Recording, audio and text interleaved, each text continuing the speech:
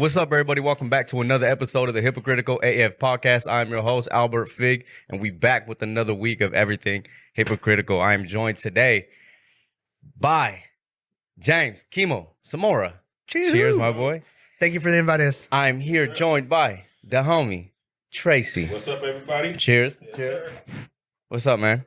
I feel, okay, I see y'all in 7-Eleven cups, and I'm over here in fucking... I mean, we're just trying to keep Bro, it real. I got the nice fancy... It has my son's name on it. Does it? Yeah. That's beautiful. Engraved in it. Yeah, it was like a Father's Day gift. I was trying to step it up just a little bit with Yeah. I was from the Red Solo. Yeah. So I was going to say, we either do Red Yeah, yeah. Solos or the 7-Eleven. 7-Eleven? Hey, 7-Eleven. We taking it back to high school. Free advertising. Ogo to go. Yo, I haven't seen some cups like that since maybe sneaking some alcohol like in a parking lot. You know what I mean? Somewhere like at a school or like a wedding. And what's awesome is this is all water in here right now. Oh, of course. Yeah, this is, you can't tell, but this is Like I have to.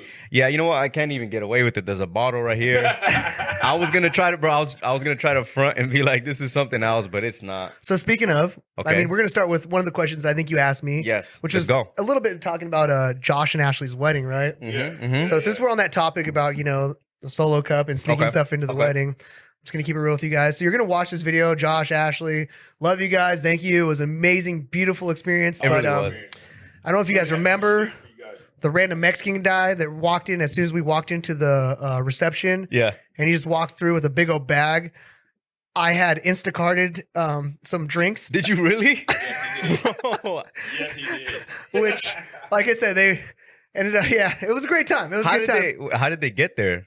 They drove. They Instacarted it But to me. there, because it's such Right. a random of a spot that you would think. I mean, that was way. Man, it was interesting. So as soon as I saw him walk in, I got the text message that, oh, your Instacart driver's here. And yeah, thank you. We had even more fun. It was awesome.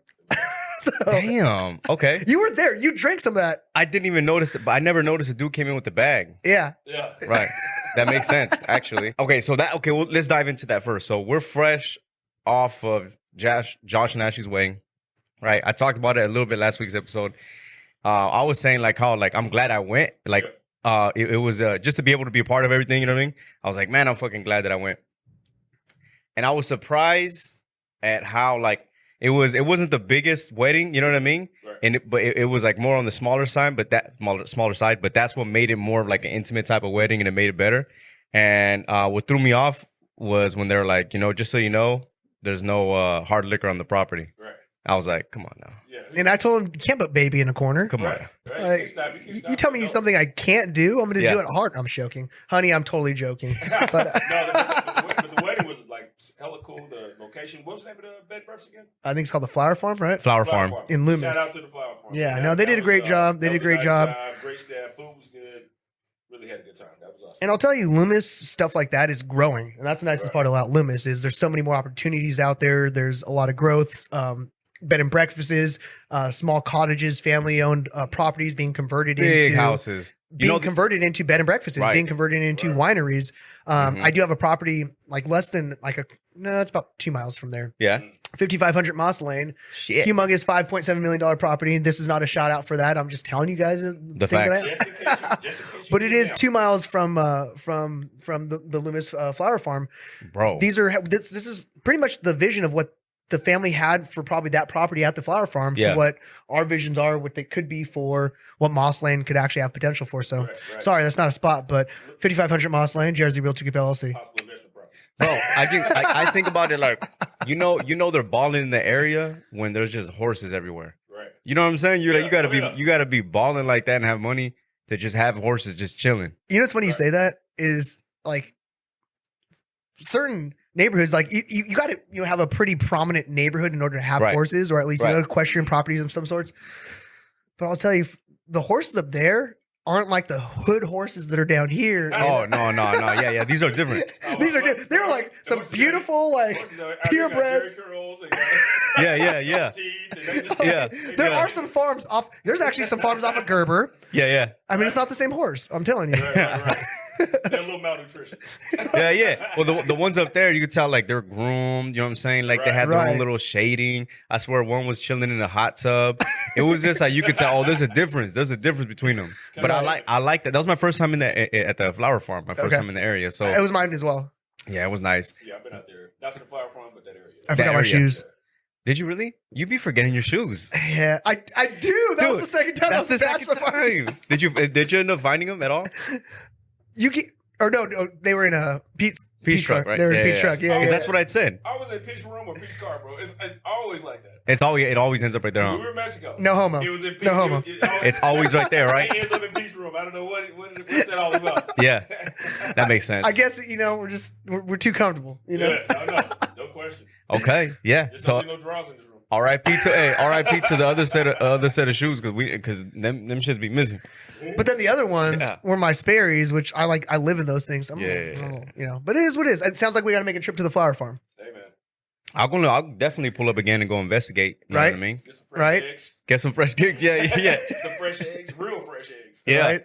Then, yeah. So the next day when we had the brunch there, the breakfast and everything, that was super cool. Then That was really cool. really nice. Ate Yeah. some good food and I just kept thinking about too what were the workers thinking of like when they saw us? I mean, just because they're in the they're in the kitchen making food and everything, and then I was just thinking like, damn, I wonder what they think about us because we're just going off. Oh, did you not hear what I was saying the whole time? Bro, did you hear Josh too? I was like, Josh, can you only speak in foghorn leghorn for the rest of this meal? It's like, well, mister, I'll tell you.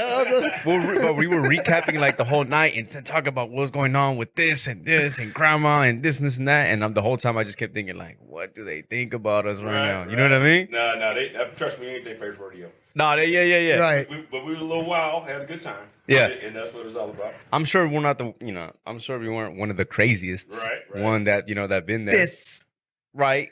And honestly, for as many firecrackers that were thrown into that one pot, Yeah. like everything stayed very cordial. So Yeah. that was beautiful. It was really nice. It was just a beautiful venue. A lot of fun. Ashley Yeah. looked amazing. Yeah, she did. Yeah. Josh looked even Great better. We went, shout out to Ashley, me and her. We went undefeated in beer pong, 1-0. Oh, But I still, believe There it. you go. I believe 1-0, but we'll take it. You know what I'm saying? Yeah. Your mom beat me in the what's that tossing? Cornhole? Cornhole. Cornhole. Yeah, Nice. She beat me in cornhole. She cheated. yeah. That's I didn't- awesome. That's another one we should have played, but I didn't end up playing. But it was a cool little wedding. There was no alcohol, on site. We may or have may not, went to a parking lot. We may or have may not went to a parking lot, and did some stuff out the truck that later ended up finding out that Ashley's grandma was there too. That I feel bad for her now, like even more. You know what I mean? Grandma got down. Grandma got down in the That trunk had of the. nothing to do with me. all I right? just want to say This was at my room. All the accoutrement, yeah. whatever they were doing, was in a parking lot. Had nothing to do with me. I just remember grandma going, "Let's go take a shot," and then we're in the parking lot and she's there, and I'm like, "Oh shit, I didn't know this." Oh, you're really coming? I was like, "Oh, she really came." Yeah. So it was a good time, bro. Like I said, I'm glad I went. I'm glad we were able to be a part of it. Yes. And shouts out to Josh and Ashley. You know what I mean? No, that was beautiful. It was When awesome. It was a good time. when you guys do remarries? You do Never. Every no like no, I mean like years or like 20. I think every 25. something like that, right? You get married It's like again. a silver anniversary or something like that. They call it. It's like like 20 years or something like that. Getting close. Well, It's about to be 21 for me this year. really? Yeah. Yo, come on. Shout out to my lovely wife, Lasonia. Nice. Cheers. Baby. Cheers. Thank you for That's sharing awesome. that ass. Cheers to the Right? 7-Eleven. Literally. We came a Thank you long for dealing way. with all of us. Mm. Our wives. But I asked because I'm saying like, yo, the next one's about to be lit. Yes. If it's like that, you know what I mean? Right, Yeah. right. It was a good time, so I just wanted to say shouts out to them. No, that's dope. No, it wasn't. Like I said, they're going to still be the youngest out of all of us in Yeah. 25 years. They are, man. Damn, make me feel old. Oh my god. Anyway, so yeah, that was just a quick little recap of that one. So ironically, I wanted to get into this next thing. So ironically, we're recording Wednesday, May 4th. So May it's the fourth pretty. would be with you. It's a pretty big like thing that people acknowledge. May the 4th be with you. Are y'all like big Star Wars heads? I'm definitely.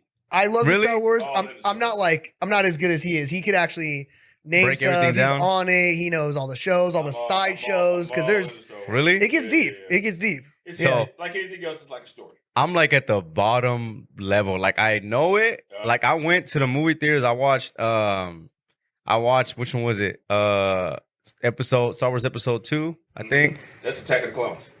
Is it? Yeah. Okay, so I saw that one in the movie See? theater. Yeah. Who knows? That's the only one I've ever seen. He has George Lucas tacked on his left butt cheek, Oh my god, I believe it. It's a really and then small Boba one, Fett on the right. I believe it. It's crazy. Which one isn't there one like on Disney Plus? Which is the most recent one that came out? The last one, I believe, is The Rise of Skywalker. Rise of That was the Skywalker. last episode. Like But that's not like a Star Wars. It's like a little offset from the Star Wars series. That's more of the Star Wars series. That was, okay. The offset ones are the Mandalorian. The latest ones was Boba Fett.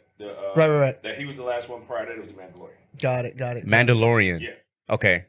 Mandalorian. Have you seen it? I've never seen it. It's actually pretty good. I didn't get to finish watching it. Is it like a Yeah, Disney it's dope. Plus type of thing? It's a Disney Plus. Yeah. I have not seen It it. is dope. Okay, Yeah, so that's something. Now the Boba Fett, Yeah. not so dope. As far as their ability to manage the story and like really make it self sufficient, it was dragging a little bit, and they ended up having to go back and sort of grip onto the Mandalorian and brought the Mandalorian into the Boba Fett movie to really keep interest. So, Do you think that has anything to do with? Gosh, and I always forget his name. The current producer, Jon Favreau? John Favreau. Uh-huh. Like, I love John Favreau. I love John Favreau in a lot of different things. Yeah. My probably favorite John Favreau movie was when Which one? they're in Vegas. Swingers or No, when they're at their it's a bachelor party and they end Oh. up killing the stripper on accident. Oh, Very bad things. yes. Very bad things. Yes. Have you ever seen that movie? Okay, I'm trying to think. As you were saying it, I'm trying to piece it because I remember Swingers and I remember what's his name too? The tall dude. Elf. No, I'm joking. What's his name? He was also the producer in Elf. Vince Vaughn. Vince Vaughn. Yeah, Vince Oh, Vaughn. yeah. So Swingers? where I think what you were talking about was more or less John Favreau. That sounds way better. By the Him way. doing the him now doing As a producer. As a producer. Yeah. Now I'm going to give you my take on it. Okay. I think John Favreau's doing a good job. Okay, bring the mic a little like this. There you go. Okay. There you go. I think John Favreau's doing a good job. Okay. But him compared to George Lucas when he was actually doing it, I don't think the worlds are quite as elaborate as they were when John Lucas was around. Sure. It looks a little more the camera angles on this one they're a lot more tight. They show exactly what they want to see, and it's not quite as, to me, theatrical as that makes sense. as the That makes previous. sense.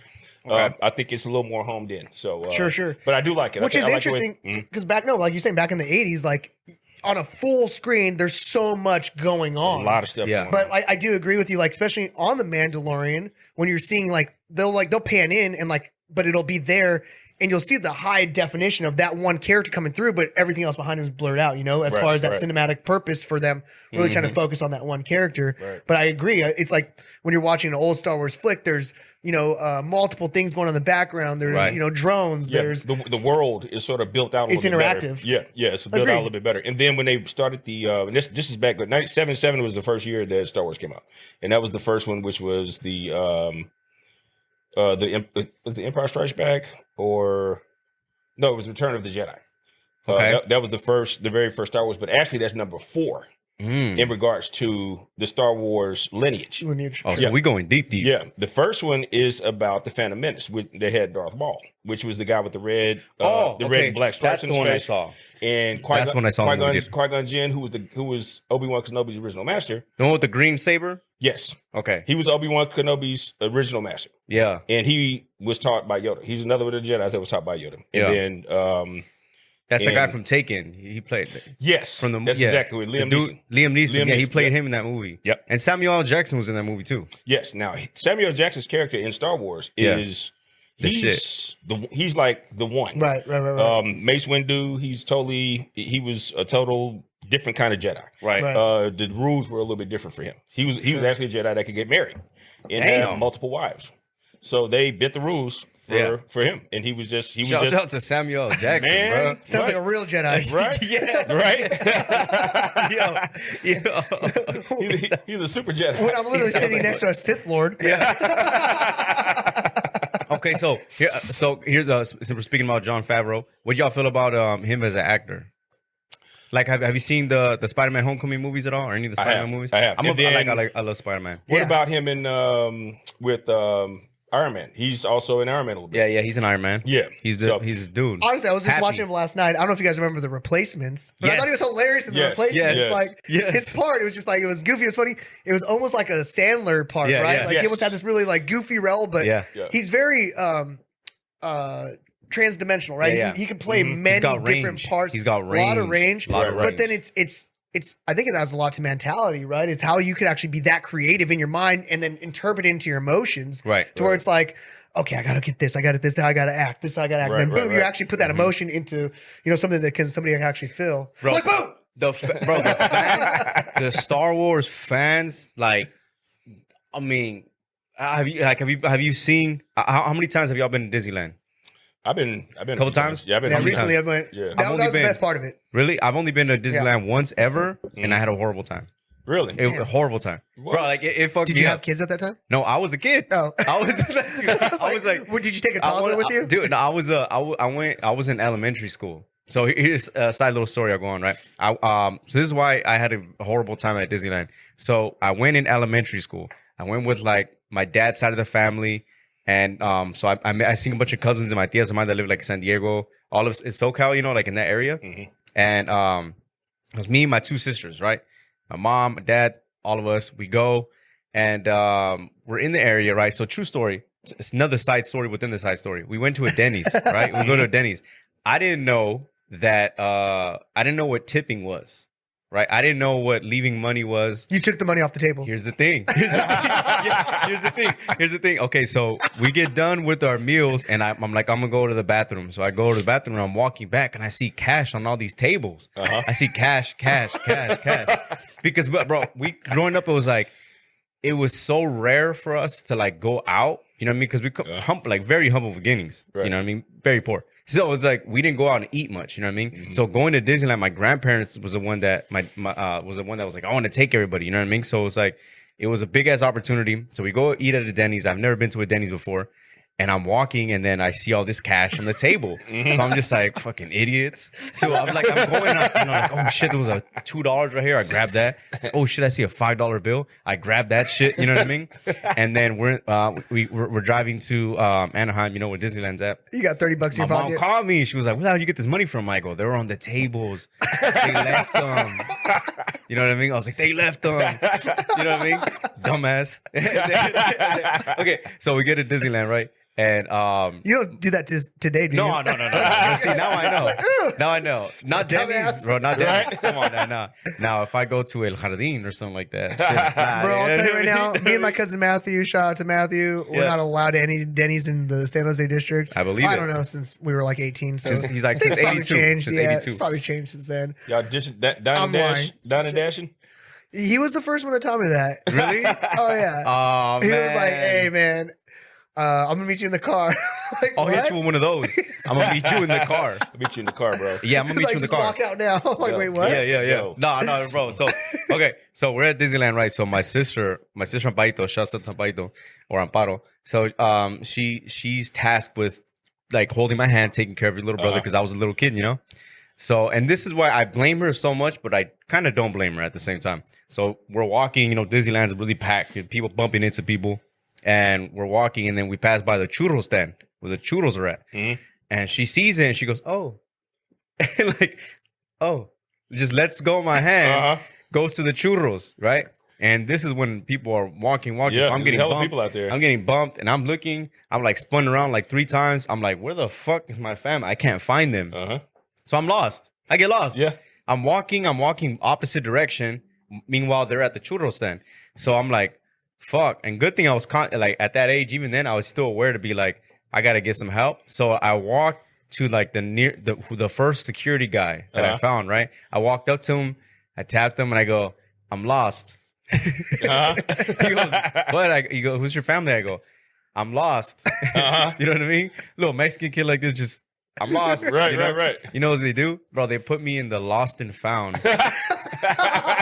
They put me in the lost and found. I'm there for 2 hours, and finally, it took 2 hours for my mom. Like, I guess both People parents. coming up, picking up their sunglasses. Yeah, right. Picking Like, up yo, I their left my jackets. keys. Let's pick I up got this my little kid. keys. Someone just like. Who's this one?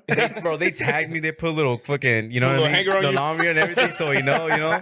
And so it wasn't too bad though, because they gave me ice cream and I watched Rugrats, so it wasn't too bad. it wasn't It wasn't too bad, They but did it you took right. They did but you 2 right. hours for them to be like, yo, where's he at? Right.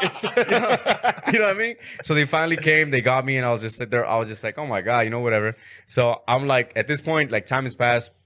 We're walking through the whole Disneyland, and they put me in a little stroller. I'm chilling, you know what I mean? I get up, and this is where, I don't know if they have it anymore, but they used to have this water fountains thing that would shoot up. They shoot up, right? yeah. So I was like, I'm going to go run through that. They're like, yeah, run through it. And it's nighttime now, so it's like, there's They lost you colors and again. everything. Bro, I'm kind of, right? So I'm running through it with the water things shooting, and my dumb ass, I guess in that moment, I didn't realize that there's other people on the other side doing the same thing.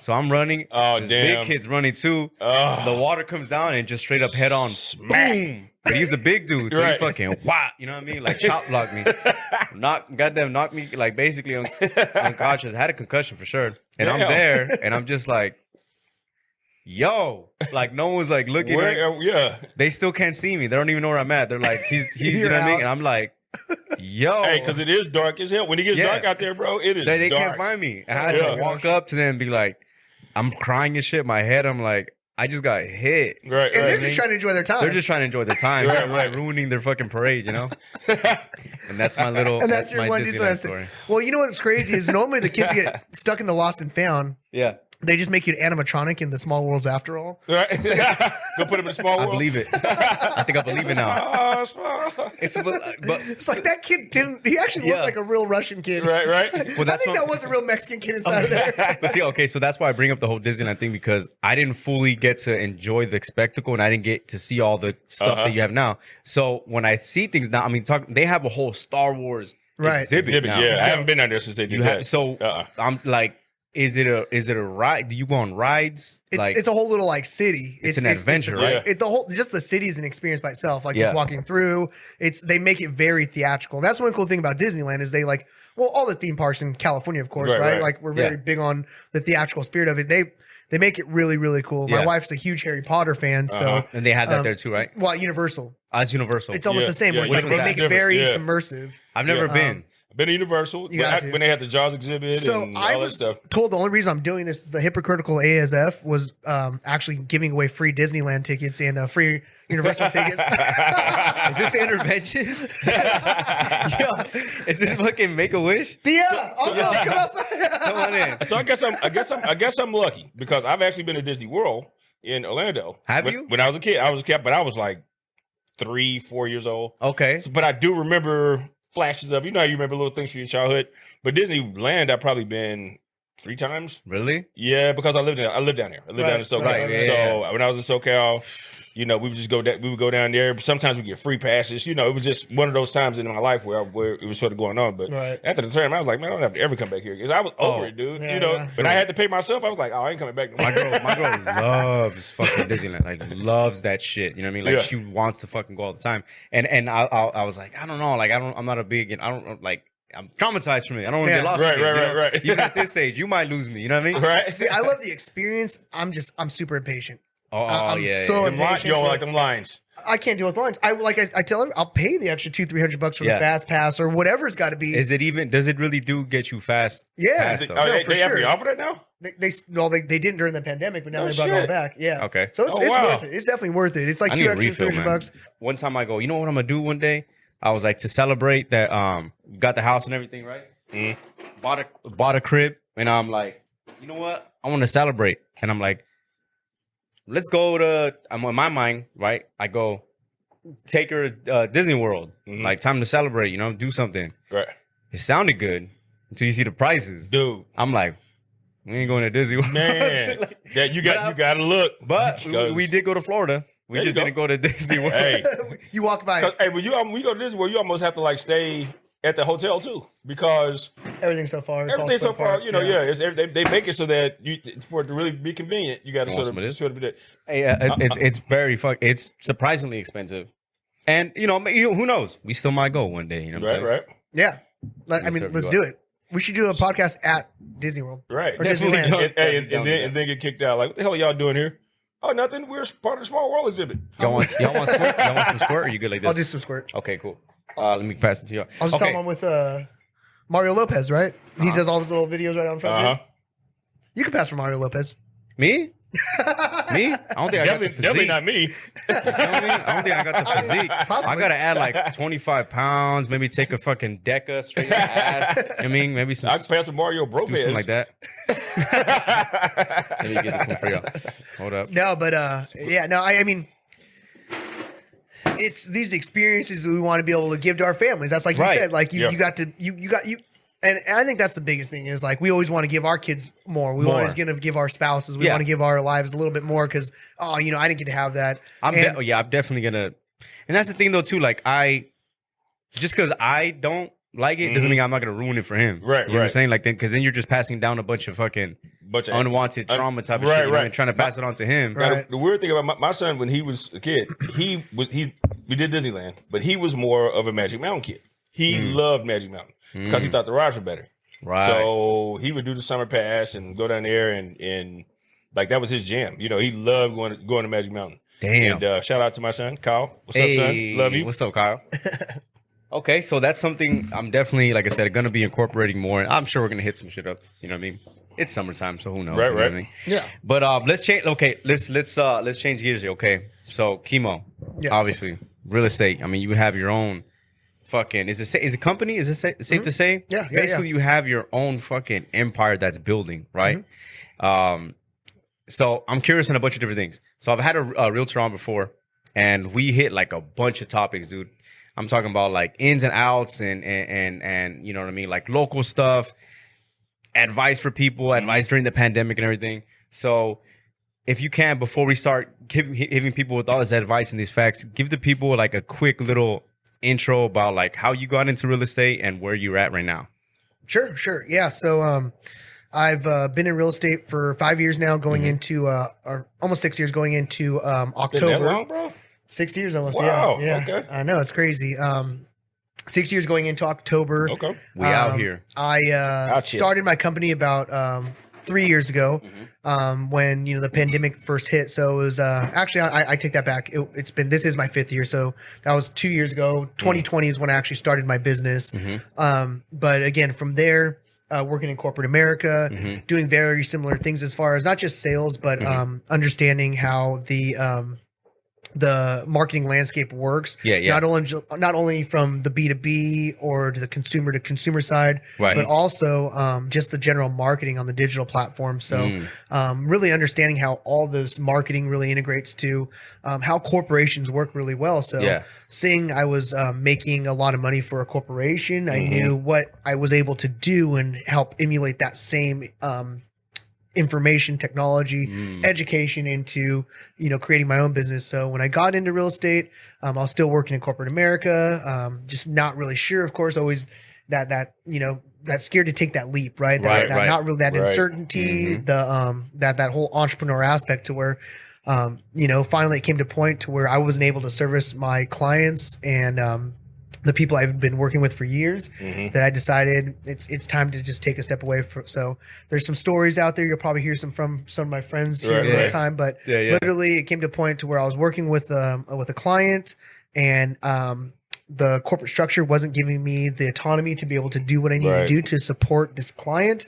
And I literally went into my computer, sent out a regional email, and I said, "Thank you for the opportunity. Please acknowledge this as my Departure. Right. my Yeah. my My notice. resignation. Right. My Right, resignation."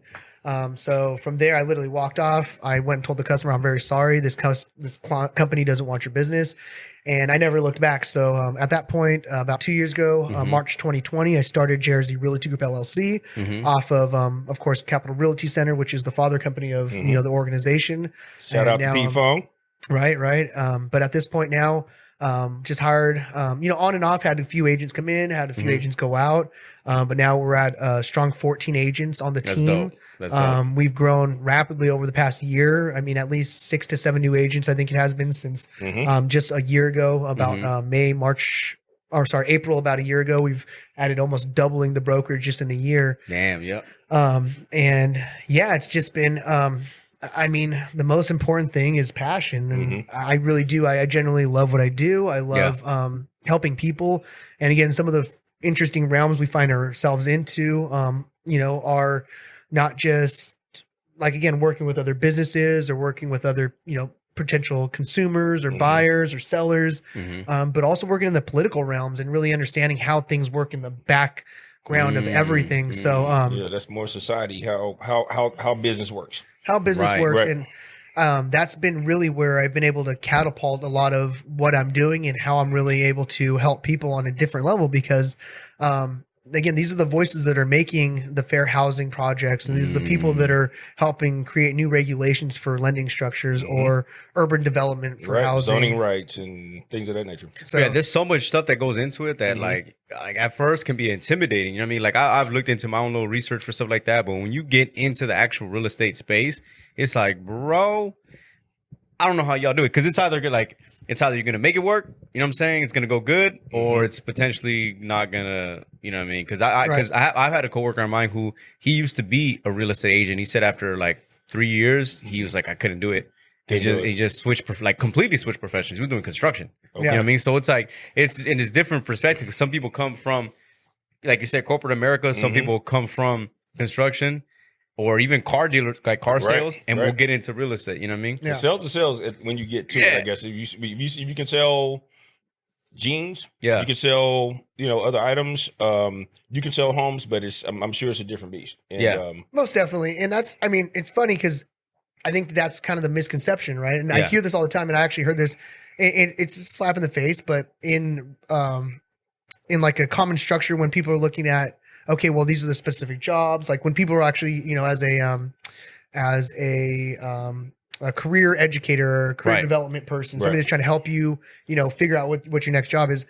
Like we're considered closest to literally car salespeople. And you can imagine what the slap in the face has been like being called, oh, it's no easier to sell a house than it is to sell a car. Right. Oh. It's like, are you kidding me? Right. That's like asking your doctor to say, hey, I'm going through this litigation right now. My wife's trying to leave me, or hey, I have, this huge litigation that I'm dealing with, somebody I owe them money for, or going to your attorney and asking your attorney, hey, do you know what this lump is on my shoulder? Right. Hey, do you you go to Two the completely different things. completely different things. You have to Well, know. I didn't mean to slap you in the face, bro. I mean, No, it's all good. I love it. No, because it's a huge I was saying that conversation. the applicable nature 100%. of business. And also to your defense, what you were saying is that if what you were trying to incorporate was saying like, if you can do this, then you can do that. Right. What he was saying is the consumer portion of it. They're looking at it It's like, it's a if you different- can do that, you can do that. Two Right. different things. Right. You know what I'm saying? So Exactly. yes, to your defense. Exactly. No, 100%. well, you came from a sales environment. And that's where I like to separate that conversation as far as sales, Right. Because like again, the biggest thing, and especially on sales, you could try to sell somebody on anything, right? You can sell them on an idea, you can sell them on a product, a concept, but the most important thing is like how passionate are you about what that product or service or whatever it is that you're selling?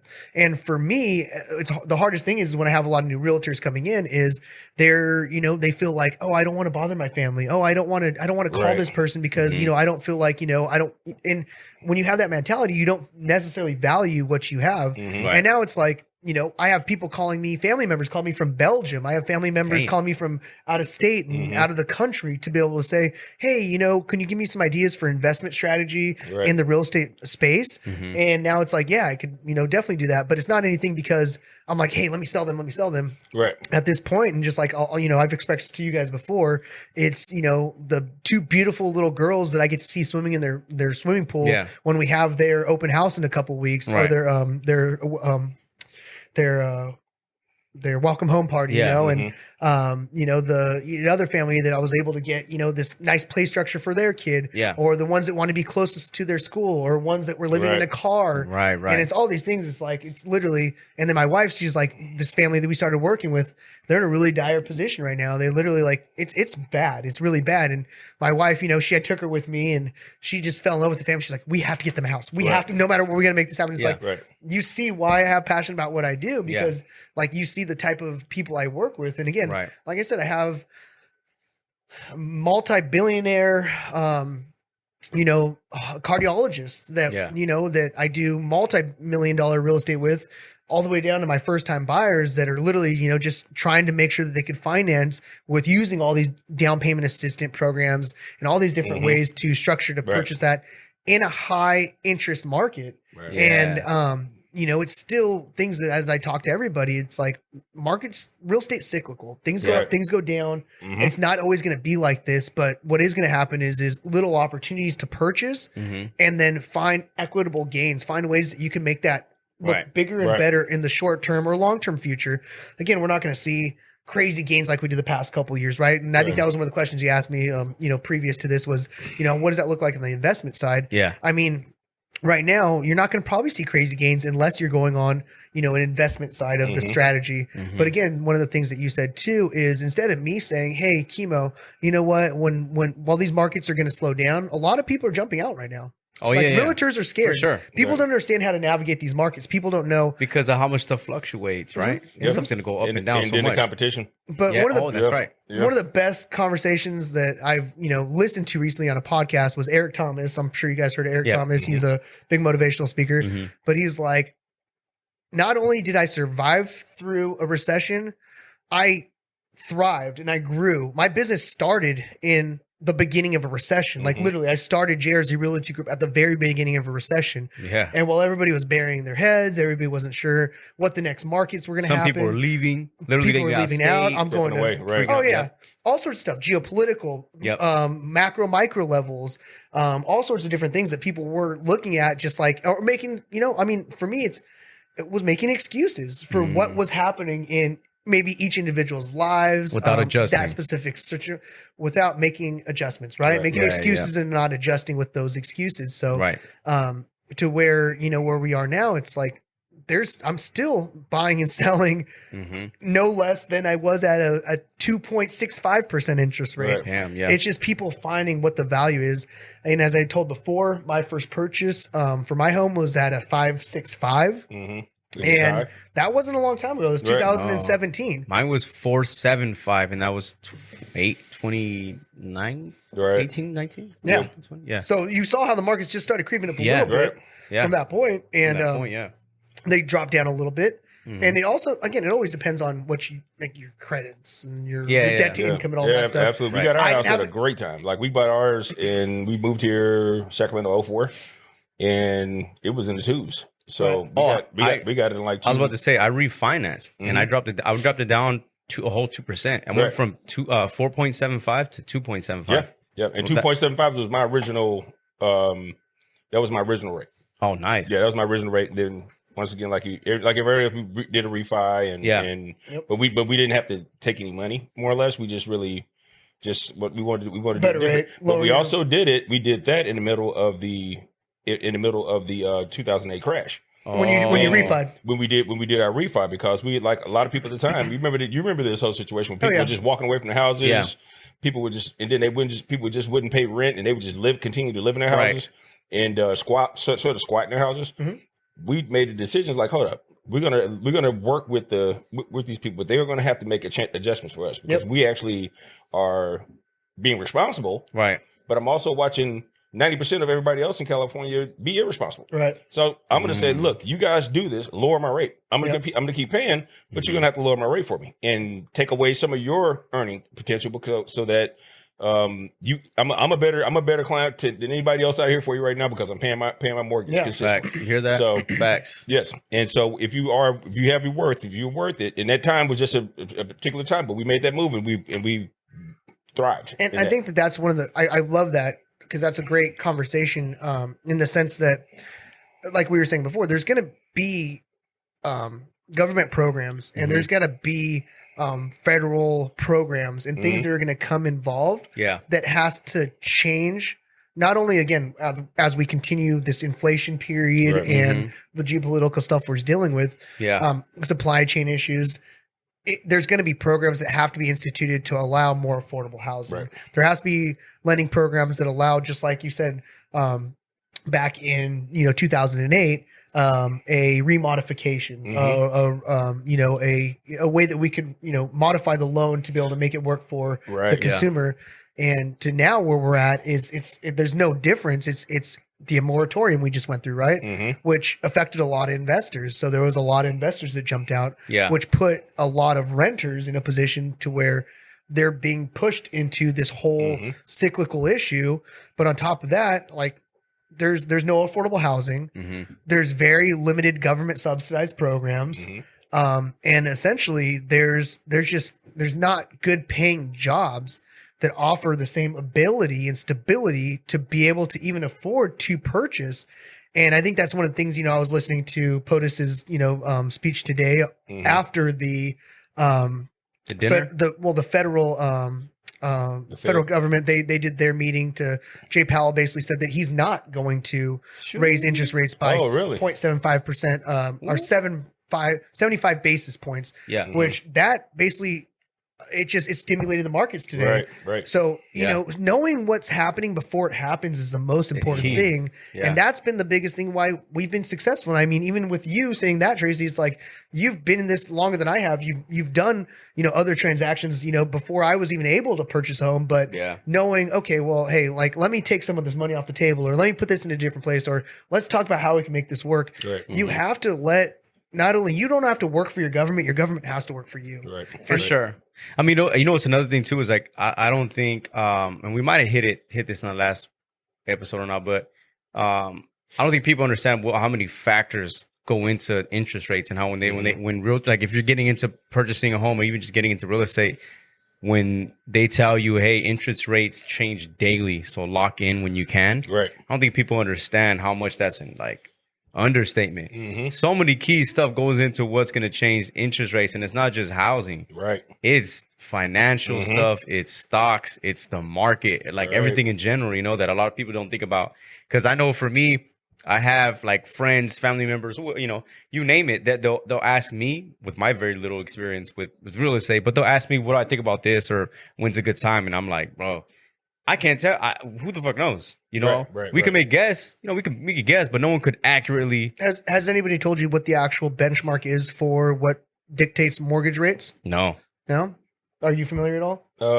What did it? No, I do not. Please. So essentially, the 10-year bond rate is what follows almost in suit with the actual mortgage rates, right? So the 10-year Treasury bond is almost what follows suit. And the reason being is that holds the index for most of real estate investment. So the large builders, DR Hortons, the DR Homes, KB Homes, but just some of these more nationwide builders, because these are the people that are on such a big, vast level that they don't just do California. Of course, we got to get down to the micros, but when we're looking at what dictates these mortgage levels, is these builders have extreme strains on supply chains right now, right? So the builders aren't building because they can't necessarily afford, only in certain areas, which means other areas become more expensive. And there's material shortages, right? Too supply chains. Supply chains. That's what the most important thing is. War is not helping. This is what is causing a lot of these constraints for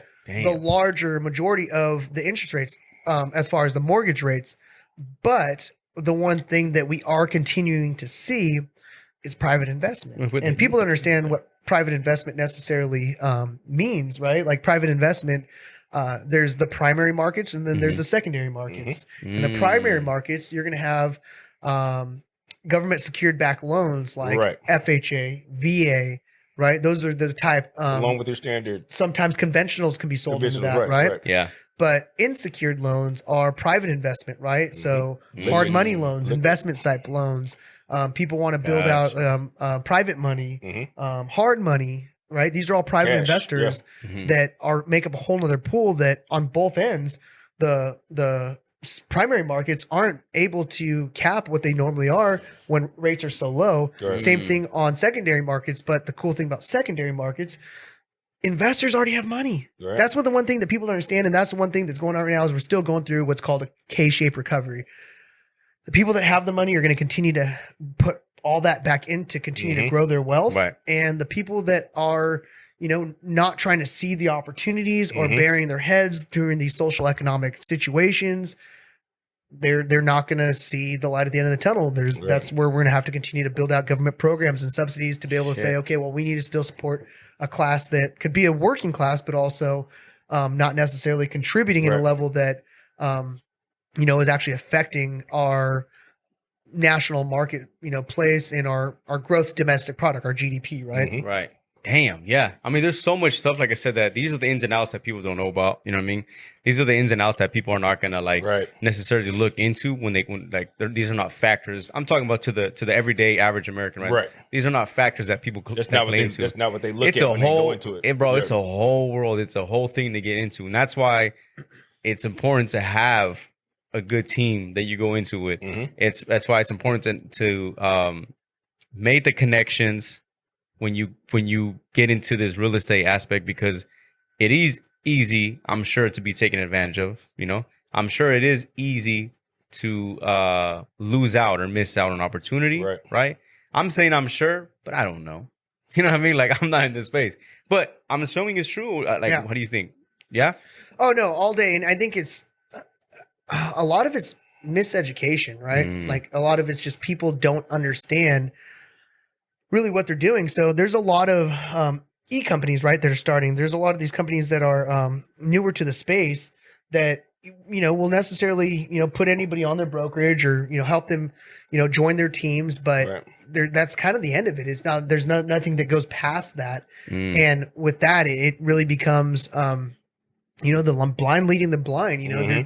There's some of these realtors that out there that just, they really don't understand the space, but they also don't have the mentorship or the know-how or the space to actually go, like you said, to have a good team that says, hey, support team. I need to ask these questions, just by face value. I don't want, and for me, that's how I started. I was dealing with a really aggressive broker, where I felt like I couldn't do anything right. I felt like that nothing was, and that's not how you want to learn. You want to learn from somebody that can actually teach you the ins and outs. And to now, it's like, I don't really believe that, anybody that I work with is, it's all like a mentorship. It's not all just a partnership. Hold your hand, but to guide you through these times and as you try to grow and become better at your craft.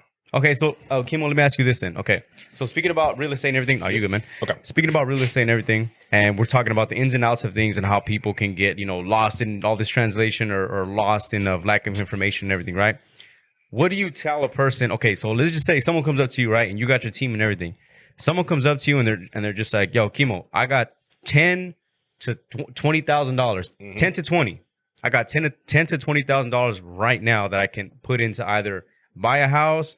I can put into investing with your group, because I know you do flips too, or just 10 to 20,000 in general to invest right now in a real estate with your crew, with your team. What do you tell them? Yeah. So the number one point of is going kind of back to just understanding my audience and the people I'm with. I want to align with your goals. I need to know your goals. Okay. And that's going to be every single person is different, right? Okay. I have individuals that come to me and be like, "Hey, do you know about the crypto space? Do you know about e-commerce? Do you understand the metaverse? Do you understand NFTs? Do you understand?" I have a small base knowledge, but I have partners that understand that, right? That also have investment opportunities in that. I have people that ask me, "Hey, what do you think market conditions are going to look like?" It's cool now because it's not just a friend like you that's asked me this. It's also my pastors, my church. It's my friends that are, like that again, they don't know the space. I literally have been on phones with attorneys all week, and attorneys trying to come somewhat trump me in a situation where it's like, "Oh, well, do you understand what this documentation means?" Yeah. I'm sorry, ma'am. I'm not an attorney. That's your job. Yeah. It's my job to interpret real estate. Right. But you know what? I will make sure that my attorney overlooks everything that you're trying to interpret to me. Yeah. Because again, what you're telling me is not going to be the same thing. So it's every single space is different. But again, I'm going to work to figure out exactly what your goal is. And you have $10,000. what do you want to do with that $10,000? What is your return on the investment? You know what I mean? What is your goal? If you're like, well, I just need to really get a house. I just want something for now. It's me and my son, and I really want to buy, and I'm qualified for 500, but I only have this, and I only want to spend 400. So this is my circumstance. All right, well, you're in this area, so let's figure out the stuff, what it looks like you're here. Okay. Oh, well, I have, $20,000 over here, and I don't know what to do with it, blah, blah, blah. And it's like, okay, well, no matter what the dollar value is how is that going to best value whatever your lifestyle is? That's the most important thing. Because again, for me, as I tell people all day long, I don't want to sit here and dig in your pockets. Yeah. I don't want to sit here and make you feel that you're sacrificing your livelihood, your lifestyle for, something that is a goal that you really want. But let's try to figure it out within means, or at least sacrificing in some factors to say, hey, you know what? Like, this might not be my forever home. But you know what? I'm getting it for this price. And right now I know that most likely I could probably gain $5,000, $10,000, $20,000 over the next 2-3 years, just based off of me doing the best that I can to say, hey, these are what the market conditions look like. This is what the comparables look like. This is how I think the comps. The comps. That's right? one thing I learned. The comps. I remember that one. The comps. So it's important. It's knowing your market, and that's not just in anyone's specific space. Okay. So I guess not to cut you off. I apologize, but I guess that is a pretty vague question now that I think about it, because people can go into different avenues and everything. I would say, okay, so excluding from like buying a house, let's just say a person who comes up to you specifically. Again, first of all, does 10 to 20,000 make a huge difference when you're already planning on investing? Does that make a huge difference? It could. In these markets, it can. Okay, think about it like this. What about if a person strictly just wants to invest, doesn't want to buy it, they're not trying to find their primary home. They're not trying to like buy a house for them. Let's say they already have that, but they just have 10 to 20 to strictly invest, whether it be flipping, being a cash cow for just something like that. Now, would a person like that be more likely to get into like a group, want to join forces with other people that are trying to invest, or would it make sense for a person with 10 to 20 grand? You're going to have like you invested in a group an idea that's going to flip money.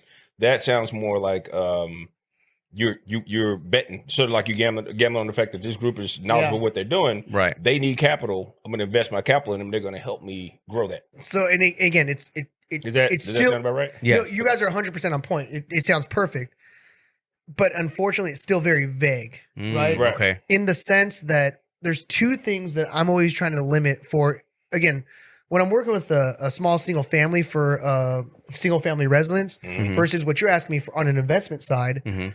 When I'm talking to people as an investment, there's two things I'm trying to limit as fast as possible. Okay.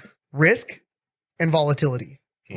Those are the most important things because where the market's at, right? Right. Because you could see like right now the markets are super volatile. Yeah. But there's certain assets, there's certain products, there's certain directions that we could put you into that can make sense. Right. And it really depends on to that specific person. The second thing is risk, right? If there's high risk involved, if you have 10 partners and you're only going to net $10,000, let's reinvest that into something else. Let's find something that's going to maybe have a slower gain, but you'll still be able to have a return rather than a loss. Right. So it's tough because it's subject to each individual circumstance. I'll tell you if I had an extra, let's say just $10,000 laying around, right?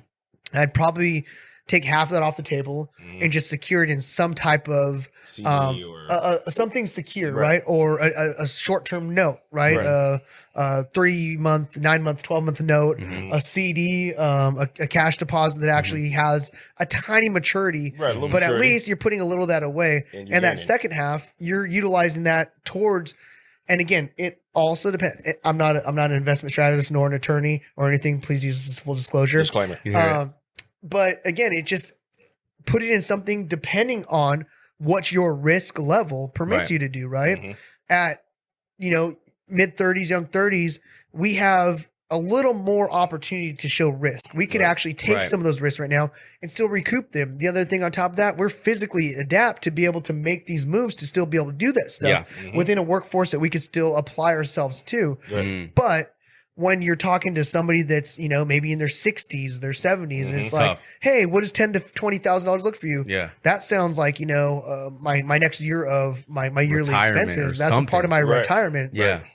Or a young person, right? Even the young people that don't understand risk versus reward. Yeah. I mean, if you're 18 and you're, you know, right out the gate with living out of your parents' house, and now, Yeah. hey, go figure out your life. It's tough. Like that $10,000, you wish you had that $10,000 and Blow it on dumb shit. on dumb shit. Dumb You shit. know what I mean? So it's tough to say, but I think it's subject to those specific formats. Yeah. So I would, you know, I guess, yeah, like it's such a big, vague question Right. because obviously each individual has their own, I mean, there's Ambition. circumstances, Right. ambitions, Right. goals, or where you at in life, where you at financially, what's your debt looking like? Do you have a family? Do you what's your assets? You know, Right. what are you back behind? So I know it's a tough question, but it's one of those ones that like, I guess I'm thinking from the perspective of other people that may have that, you know, Yeah. and this is good for them too because they might be 100%. coming at it and might be reevaluating now, thinking about it. They're Yep. like, oh shit, maybe there's more shit. I have What to is think what about. is Right. what am I trying to do? Let me think Right. inside of myself. What are my goals? Not what everybody else's goals are. Because Right. a lot of us have the same goals. Yeah. We have the same aspirations. Oh, I want to buy a house. Or these are the pinnacles that people teach you, or the American lifestyle, Right, right? right. I want a house, I want a good career or a job, I want to be able to create a family, Right. and I want financial stability, right? This is what Right. they teach you, this is what we're expected to understand. That's not reality. Yeah. Right. That's not really what's happening in today's society. But I think one of the most important things is identifying again what are your like exactly who do you want Mm. and what do you want that for, right? Like right. because it's so hard because you start thinking into like, And okay, I guess well, it goes back to your question about goals. Right. That's it. What are Right. you trying to What do? do you what is your purpose? Well, I think you know what it's another thing that's pretty insightful information, which we actually talked about when we were in Tahoe together. We had said, we do not speak of this weekend. that weekend. That's Yeah. past tense. Right. That's past tense. Just Just kidding. Tahoe Hey, a couple just years ago. kidding. Hey, but actually, I never said when. You know what I mean? I just Tahoe said trip a couple years I ago. just said Yeah. Tahoe. I just said Touche. Tahoe. Yeah, yeah, When we were in Tahoe, but we actually Kodiak talked about Valley, that. baby. We actually talked about like how we were in a different position as far as like we didn't really focus so much on our vehicles because we were looking at the bigger picture. Right. What else can we focus on? Yes. And I've talked about this on previous podcasts. For me, I've never had the newest car I've ever owned in my life. The newest car is the one that's out there right now. It's a 2010 Acura. It's the newest car I've ever had ever in my life. I didn't prioritize getting a car because I know it took me about 5 years. Yeah, right at 5 years of saving to buy a house. Right. And that 5 years of saving is actually pretty fast compared to other people. Right. A lot of people save up 10 years. You know what I'm saying? Yeah. And they'll never do it. And still will never even get that chance to do Right, it. right. I prioritize buying a house over a vehicle that I bought or the newest phone or the freshest kicks. You know what I mean? Right. I prioritized. I knew I was like, yo, by the time I turned 25, I want to be a homeowner. I said that when I was 20 years old, Right. and I thankfully, you know, by the grace of God and everything, I did. I reached that goal. I became a homeowner when I was 25, and still in the same car, by the way. You know what I mean? Right. Right. And That's good. But previous to this one, I even had an older car, had an 04 Acura. You know what I'm Right. saying? But when we were talking about, not to give too much of our conversation, but what we were talking about in Tahoe was you're like, man, this car that I've had, this is what I've had that's getting me from point A to B, that's got me from everything that I had to get. But I'm looking at the bigger picture. I'm not really worried about this right now. I'm dealing on multi-million deals. Yep. You know what I'm saying? So it's like, I'm not worried about this right now. Eventually, like you said, I'm gonna, you know, you would like to have some like a better representation of yourself and everything, but you're like, I'm making $1 million deals. What am I worried about this car for right Right, now? right. You know what I'm Right, saying? So right. the reason why I bring that up is because that's another piece of advice that I would give a younger generation or people in my shoes or people younger than me. Cause I'm 30 years old. So it's like, I would fall into the younger, I guess, you know what I'm saying? But there's people in my position that would get even at 30 would buy a whole new car right now, Right. but still don't have a home. You know what I'm saying? No diss. I'm not throwing any shade or anything like Right, that. right. I'm just saying, But that's a fact. prioritize different. That's a fact. That's a You know fact what I'm for saying? all. That's true for all. Yeah. No matter who you are, it's about your priorities. And it sounds like you had your priorities, a goal set. Right.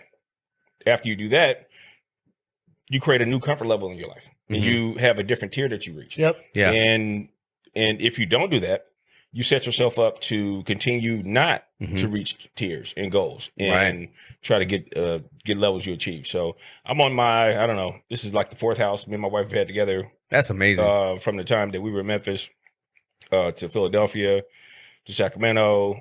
We bounced around a little bit, Nice. but it's value in that. There is value in in that. doing it together. But And even hearing that though, not to cut you off too, I Yeah, apologize. correct. Even that sounds amazing, bro. Like he has that much experience, and that much time in. I used to live in Georgia prior to moving to moving to Sacramento. I was living in Georgia for about 3.5 years, and you get the different dynamic of the housing, East Coast, in the South, or in the Northeast, compared to here. Yeah. It's different. Yeah. totally It's different. different. Totally Totally different. And that's what it is. It's like it's hard to say, all these, what the goals could look like and how, this could align with this, because you can go to Georgia and it's not gonna be the same conversation. You Oh, talk to a kid in Orange County. Bro, Right, I'm in a right, group chat. right. I'm in a group chat with my boys that that I went to Cancun with. One of them stays in Dallas, Texas. The other one stays in North or South Atlanta. He's originally from North Carolina. Okay. But he's a trooper in Atlanta right now. Okay. But he lives in Georgia, right? Like a stormtrooper. Yeah. yes, exactly like that. No, one of them damn state troopers Without- that pull without your the ass mask. over. Yeah. And they will pull your ass Oh, over in yeah. Georgia. Oh yeah, they will. Especially Gwynn County, Yeah. Georgia. I told Y'all him- go to hell. Kaluza, bro. Kaluza. No, when I was living in Georgia, I would tell him, I go, bro, why you? Because I was stationed with him, and I go, bro, why you move back? I was like, fuck that, I didn't want to live there anymore. You know what I mean? Right. But it's funny because we was on a group chat, and I had sent them a house that was like around here. Well, actually, my bad. Lily had sent it to me, and I was like, wow. And I sent it to them, and I was like, yo, look at what this price gives you here in Sacramento, right? And they sent me there. Fuck, they were like, bro. They were like, what? They were looking at the square feet. It's like 1,400 square feet, something like that. They were like, bro, look at this. They were sending me their houses over there, 3,000 square feet, Easy. two fucking Yeah. 2-story, 5-bedroom fucking land, like sitting on a full acre. On a full acre. Yeah, on a full acre. Like they were sending me this stuff, but that's just how it is. Right, You right, get right. what you pay for. But guess what? You could also look at the statistics on those areas and actually pull it up and be like, oh, they have 32% vacancy in these areas, and Yeah. their houses are selling below market value. Yeah. Right. When I could be here in sunny California and not have to have a challenge a loss. Yeah.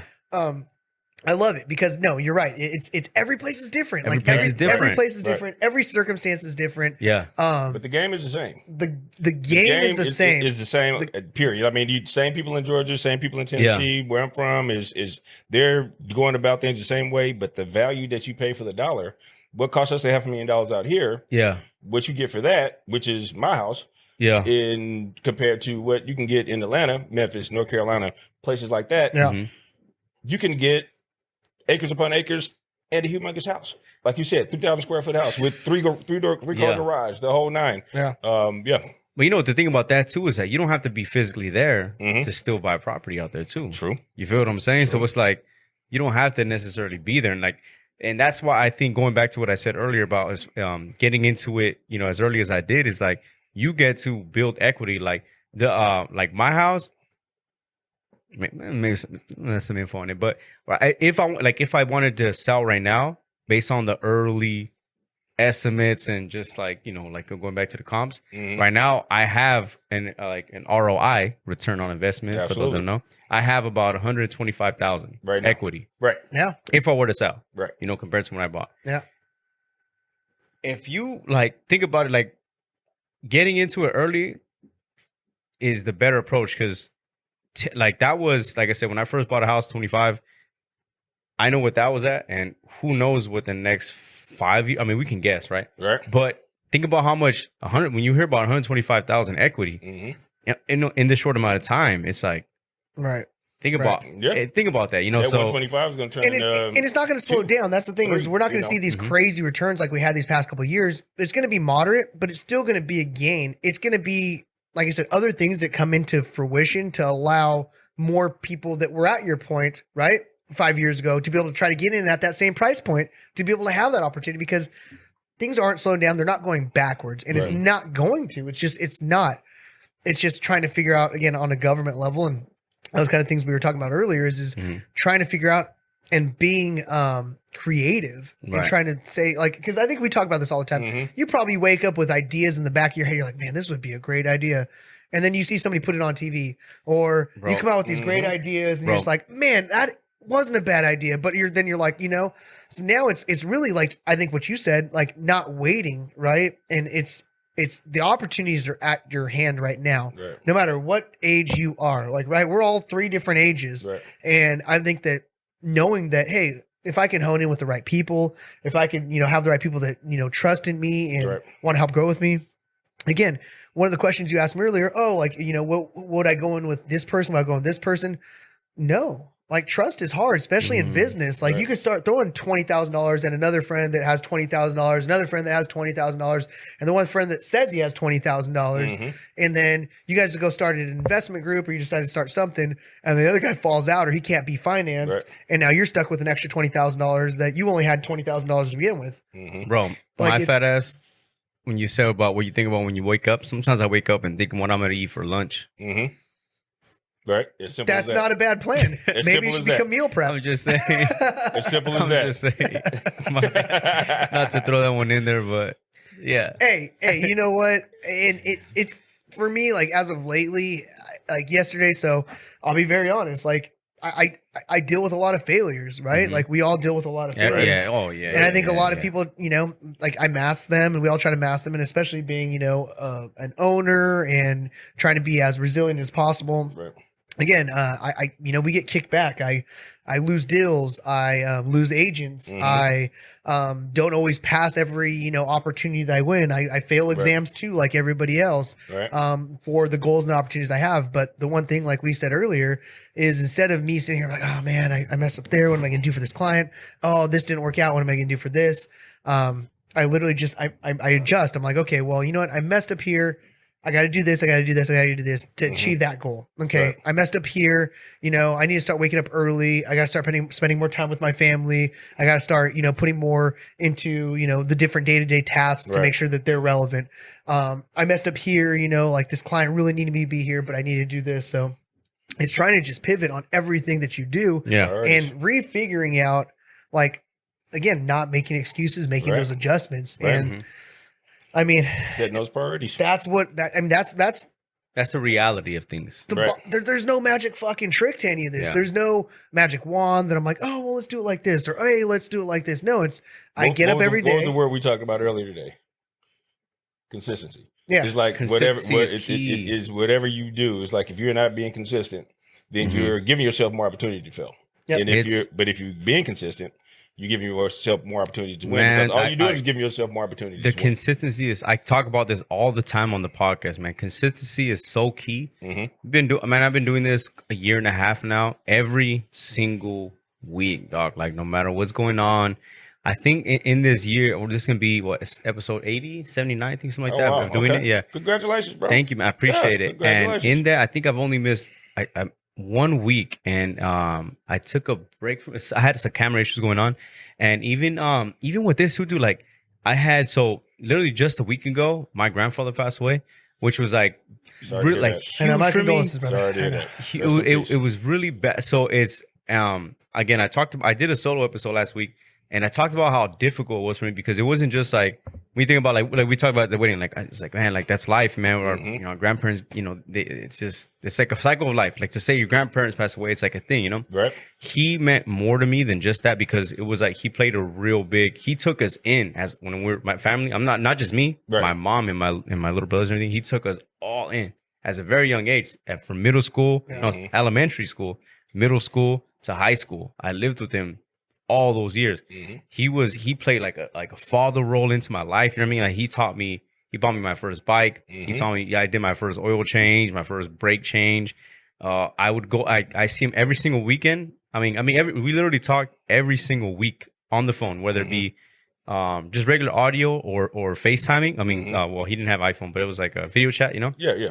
Video chat all the time. And every time I go back home to visit, we had the same routine. It was every single time I don't care what's going on, what we're at, how far I'm at. Sunday morning, we're gonna have our coffee. We're gonna have our bread, like our pan dulce, because Mexican, Mhm. and we're gonna like talk about just whatever. If he wants to talk about what's going on with him health wise, cool. If he wants to talk about gossip, cool. If he wants to talk about what, you know what I mean, that he saw like on Facebook, you know what I mean?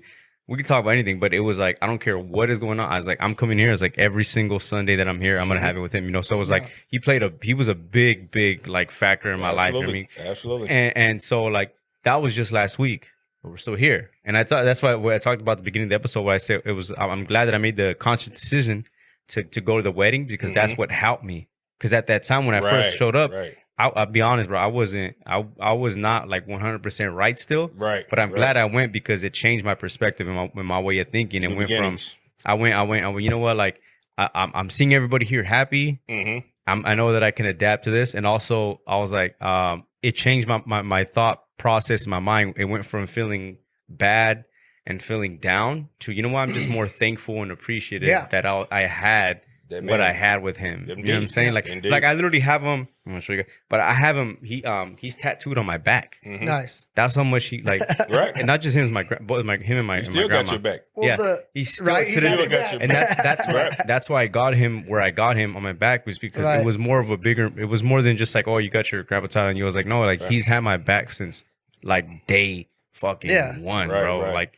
And that's a very fortunate relationship to have in your life. That's what I'm saying. I'm so thankful. Yeah. But I say all that to say, like, even with that going on, we're still here. Yeah. The consistency is key. We're still here recording. Well, I don't miss a week. There's a couple things that touch on that is passion. It's on both of those things is passion. Right. Yeah. Like you have a passion for helping, share content and information and stories and relationships with people because people are just like us. Yeah. Like that's the best thing about this type of content is there's real motherfuckers out there just like us who grinded all day at work, who literally like was working, been through all shit. Haven't gone home yet. Went back, haven't been home yet. Haven't like been home literally yet. just came straight to continue to, make more opportunities to show people that if your passion drives you, you'll have success. Right. And again, I think now not only that one passion drives you to literally catapult and drive your other successes because it's like, I'm going to succeed for my grandfather. I'm going to succeed for my father. I'm going to succeed for my grandmother. I'm going to succeed for the friends that are fallen or dead. I'm going to succeed for, these people, and these are the affirmations I deal with or I work with on a daily basis. It's just like, like I'm doing it for this person who literally has no fucking legs. I'm going to do it for this person who, was a fallen, person of mine. I'm going to do this for my dad, who can't be here watching me make all this success, but like I'm super excited for this. So it really goes back to your passion. And once you have that passion, the drive, it just kind of pushes you to make that stuff happen. And like I said yesterday, I went through a lot of, trials, but it was just like, let me make some adjustments because whatever I'm doing right now ain't working. I got to fix that to get to the success that I want to obtain. And again, for me, those successes change almost weekly because goals have to meet what the bigger picture is, right? Like I say, I want to buy a house in Hawaii like very soon. That'd be fucking dope, dude. But it's not something that comes with like, oh, well, I'm going to slack here. Oh, I could do it here. I could do this. No, I got to grind every single day. And I guess the next point of kind of things you asked that you were tipping on earlier was like, how would you, or what was it? It was how would you tell somebody that has 10, 20 grand to invest? No. Which one? The comparisons? Like diversify or? Timing wise, I was going to say. Let's tap on it. I'll let you call me one more. Oh, no, I was going to say timing wise because you got to get back. Like I said, because this man hasn't been home. He's been out here grinding. Right. You feel me? So it's like 100%. What I wanted to hit, see, and this is why I wanted to have you on. And I'm fucking thankful you came on. Is because, bro, we can just go. like we could just go for hours. Right. You know what I'm saying? Right. We could just fucking go for hours. And I'm glad that he brought you in because you're giving us, and I'm thankful that he brought you in because you're giving us a whole nother, like not just experience, but you're giving us a perspective as far as like you said, we're in this just, minimal years. You're like, yo, I've been doing this. And coming from talking about living in different areas and everything. Right. And giving us your perspective of how it was during these early times and transitioning and everything. So it's like my vida loca. This is why. You know what I'm saying? Well, I think I remember you were asking like multiple streams of income. There you go. Okay. Right. Trying to figure out ways. And again, I would say it goes directly back to passion, right? That's the most important thing is, I mean, you don't do radio personality. This isn't your day-to-day job, right? This isn't exactly my forte. But you clearly have a huge passion for it. Oh, and after you got off your 9 to 5, your career, you were like, hey, no, I still have to go and get in this garage because this studio, because this is literally the most important thing that, you know, I want to continue to grow with. Right. So, I mean, and you know it too, as a father, is that it's tough because you're trying to balance between your work, your extra time that might dive into after hours, and still being there for family time. Yeah, absolutely. And it's tough, man. I'm like I said, as a proud fucking father. Right. It's tough to balance all that, but it's like the bigger picture thing that you're looking for, you know, like this is the grind mode is in it right now, and you know what I mean. But it's like I'm looking at bigger fucking picture things. You know what I mean? So the answer to your question is find something you like doing, and do that as your side job or your side passion. And I'll tell you what inspires me is my son. My son inspires me because Shout out Jacob.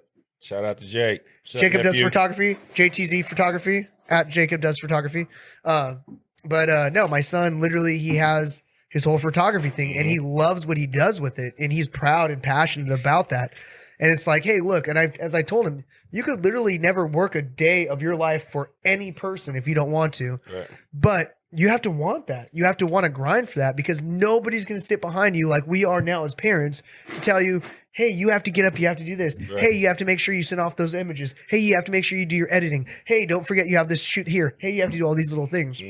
And that's like the biggest issue to where, I mean, I think people, they're like, oh, you know, what's my little side gig? Yeah, you can go drive for Uber. You can go DoorDash. Right. You can go work a part-time job at AT&T. You could go do you could do pretty much anything, you know, as a gig service or what our economy is trying to help people, you know, grow on these little side opportunities. Right. Or you can say, you know what? I really like coaching. You know what? I really like, you know, talking to people in front of things and creating content.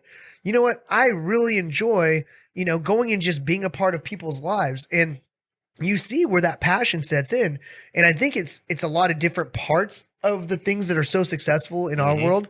Right now, it's social media, right? Like people are super passionate about it. They can't put their phones down. They engross themselves in it. Again, I've heard probably at least 4 times this week, where do you get your recipes at? TikTok. Right. TikTok. All day. Oh, I'm getting my recipes on TikTok. And guess what's on TikTok? The podcast. You can actually look up podcast clips on TikTok. Just look up Hypocritical AF TikTok. TikTok, See, baby. there you go. Hypocritical and AF. With those things, it's trying to figure out those ways that you can actually integrate what your personal life is to whatever your goals are, right? So again, for me, it started with in sales, right? Or in marketing. To how do I use that to find more opportunities, more families, more people that I can influence to build success within their own lives. Right. And that's it. It's not anything else to do with, oh, I need to go sell this person a house, or, oh, I really need this dollar. Like, oh, I need to do this. No, like you said. So I'll give you some of my ideas. Again, from starting my real estate company back in March 2020, just as of April 1st, I just started my own pest control company off of another pest control company, my father company down in Southern California, Shedden Home Services, owned by Courtney Shedden. So we're expanding all over California in a lot of different, shout out to Courtney, in a lot of different platforms. So that's, again, between that, now we have multiple subcontractors. So everything as far as real estate wise, or, you know, homes or commercial, anything you think about it in real estate generality, we pretty much have it all in house. Right. Okay. And that's from accounting to lending to, you know, our actual insurances, to our escrows, to our inspections, to our repairs, everything, everything. So it's like, when people ask these things, how do you make yourself so inexpandable, right? Like, like you don't want to be expendable. You don't want to be. And I think that the most important question as to what we're doing right here, relevancy. Yeah. Staying relevant. Stay relevant. No, it's true. For sure. All right. Yeah. Absolutely. Oh my god, yeah. I mean, there's so, like I said, there's the thing when we're diving deep in this is like there's so much more we can give and everything. You know what I mean, there's so much avenues and lanes that this crosses over and so many different directions we can go. You know, and it's just I don't think there's enough time in one single night to go over. You know what I mean? So and this is beautiful that we've been able to experience this because I think it got a little serious. It started really funnish, but it got serious in the sense that like we do have passions for the little conversations that we brought to the table. But it's good that we even hit, like I said, obviously funny being all of our jokes and everything. But it's good because a lot of the times, man, and be honest, like friends who've like done the research, not even research, but like who've gone for the real estate stuff, they feel like their agents or the people that are working with, they feel a lot of times it's like robotic, meaning like they're just like a yes, no, quick, this numbers, this numbers. Well, that, if your agents and your friends are feeling that way, you can tell them to reach us at JRZ Realty Group LLC. My phone number is 906-802-1323. JRZ. Yeah, well, that's what I was saying. That's why like, it's good that we started off the way we did because like it's letting the people know like, hey man, you're relatable, you're normal, like it's just. Like obviously you're here to help people and everything and you have the structure, the assets and the company to do that, but it's also like, hey man, like I'm just like you. Like I'm just like we all started from people, you know, so we can hit a bunch of different we have range, you know what I mean? But it's like it's the funniness and it's the relatability and also getting people comfortable with yourself too, you know what I'm saying? So we'll wrap this up. I mean, it's really late. You know what I mean? It's pretty late. It's pretty late. You haven't even been home yet? You know what I mean? Not yet. I mean, I just want to see the Warriors just continue to beat the Grizzlies. Man, how do you feel about that? How do you feel about that? Well, since the Warriors are supposed to beat the Grizzlies, I'd like to know what happened last night. The Grizzlies. As you can see, I'm a Lakers fan. Die hard. The Warriors. I got another one. I got Kobe tatted on my back. So I know I'm a huge Lakers fan. So I'm not even in this conversation because we out the playoffs. My original team is the Chicago Bulls. That was my first team before Memphis even showed up and we even had a team. We didn't get a team until 1999. The Bears. I was a big fan of Zach Randolph. Yeah. Zebo was a man. Zebo was a man. Yeah. But anything Memphis, I'm all about my city. And, you know, Marc Gasol played for the Grizzlies and the Lakers too. Oh yeah. Mark played. He played for both. Got a chip. Didn't so did his brother. Powell played for Memphis, and they did play for Memphis. He played for Memphis, and I know. I've been to Memphis. Memphis. Yeah, I did my training when I was in the military. I did my training. I was in Kentucky. I was gonna say maybe Militant. Were you in the Navy? Army. Fort Knox. Fort Knox. Okay. Yeah. I was in Kentucky, but I was in Tennessee. And then slowly made my way down, but so I'm familiar with the area. Yeah. Chicken and gas, man, good first food. It's the first time I ever seen that shit. It was a spot we saw the little joint. You go to the gas station and get get them little potatoes with the potatoes with the fried chicken and the whole nine. It's going on. Swear it was a little joint. We pulled up on it. It's a little joint right there called Chicken and Gas. Literally. Well, chicken and gas. Well, one thing I've always heard about those areas. Let me get a 20 and the 20 piece. That I've always loved was they have they have the dairies out there too, right? The dairies where you could just pull up and like get a drink or a daiquiri, like you just drive through. Yeah. You got drive through liquor stores. They have those in Georgia. Georgia has those. They have those. It was so we used to go to side note. I used to go to this little sushi joint. I forget the name of it. It wasn't gas station sushi, was it? No, this was sushi, like actual. It was actual. This was an actual sushi joint, right? But right in front of it was the drive-through liquor. So what we used to do is, because they had limited supply on alcohol, and so we used to go through the drive-through, pick up a little fifth, you feel me? And then we used to drink a little Henny, you know. We used to drink a little thing, and then go to we had reservations, so we used to go through the drive-through, pick up a little liquor, go to the sushi. You know, have our drink, have our food, get our little drink on, and then go home. I have something similar to that. I'm going to surprise you with. We'll do that. It's not quite that cool, but cool enough, kind of like that. So. Oh, because you got the Benihanas at the Casa de Zamora, huh? Yeah.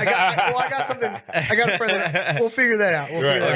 Well, like I said, bro, like we could. I mean, all night. We could do this all night long. Maybe a Saturday night. We didn't even hit a subject. We missed the subject today, right? We missed one. But I was gonna say I'll leave the. Well, that was the comparisons between the Bay Area and Sacramento as far as like real estate goes in the housing market. Got it. When it comes to sports, I mean, the Bay Area just kills it. I mean, when it comes to But we'll close out with this, bro. This is hopefully one of many. Hopefully, I could sit down and talk to y'all every fucking time of the week. I mean, like I said, I do this every single week. Yo, we got to do this again. When's the last game of the series?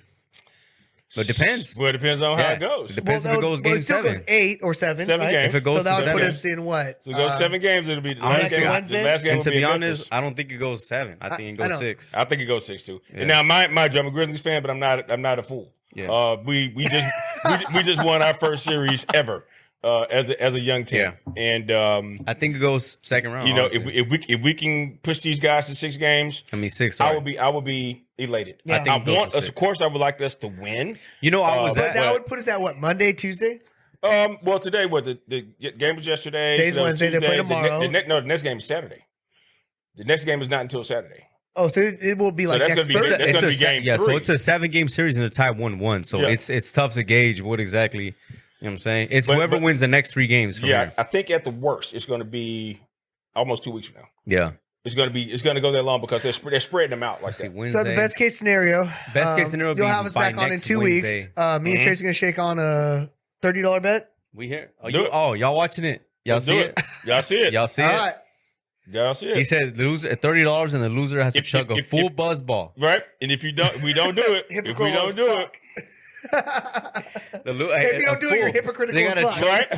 They gotta chug a full Literally. buzz ball Man, on the podcast. not Cheers, not guys. fuzzy Cheers, balls. man. thank you so much for having Bro, us. This has been a thank you. beautiful Been awesome, man. experience. Thank you very much. Hell yeah, we're gonna be running this shit back. I hope, like, you know, I do you guys justice and everything. Like I said, the convos that we're having. I mean, Yes.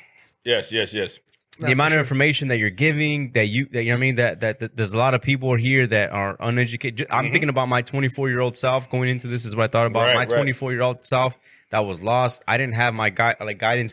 My parents are not homeowners. My grandparents are not homeowners. My aunts and uncle, my tias and tios are not homeowners. I didn't have a lot of like people to reference off to be like, who can I go to and talk to? You know, so it's And we never talked information. like we never brought to think about your relationship with your grandfather is a lot like my relationship Is with my it? grandfather. Oh, Oh, man, a lot yeah. like it, but we can do that another We'll tap time. on that one. What's happening Absolutely. again? I will tell you Absolutely. the only thing and the reason why I don't want the last conversation I had with the last podcast I did with was with a lending company, and the question was how much money is enough money, right? Oh. And it's just like, you know, what do I do with $10,000 to $20,000? These are very hypothetical Right. questions. These there's no real facts with Right. it. If unless I can create a relationship with that person. So Yeah. I want, like you said, With that person's money. I would much rather. Yeah. Not really, not They at got all. what they got. I'd much rather, you know, like you said, if there's people out there, you have friends, family members, anybody that's watching this. Well, let them know right now. If Tell you want, them no, where again, they can reach if out you to want you. to sit down, if you want to talk about these things, if you want to And I'll put this in right now at the bottom. Yes. get more mentorship, and you want to He understand, has the people that can do it for you. we could do this, and we're very passionate about what we do. But the most important thing is helping people get to their next level, helping people understand what their value is, and then creating a structure to where we're attacking those goals consistently Yep. Right. and making actions out of the reactions of what we do on a day-to-day basis. Right. So again, no, thank you so much, Albert. I appreciate you. Yes, It's sir. been beautiful. My God. Yes, sir. Tracy, Come on now. man, good times, good Absolutely, times. brother. Appreciate y'all. Drop the mic.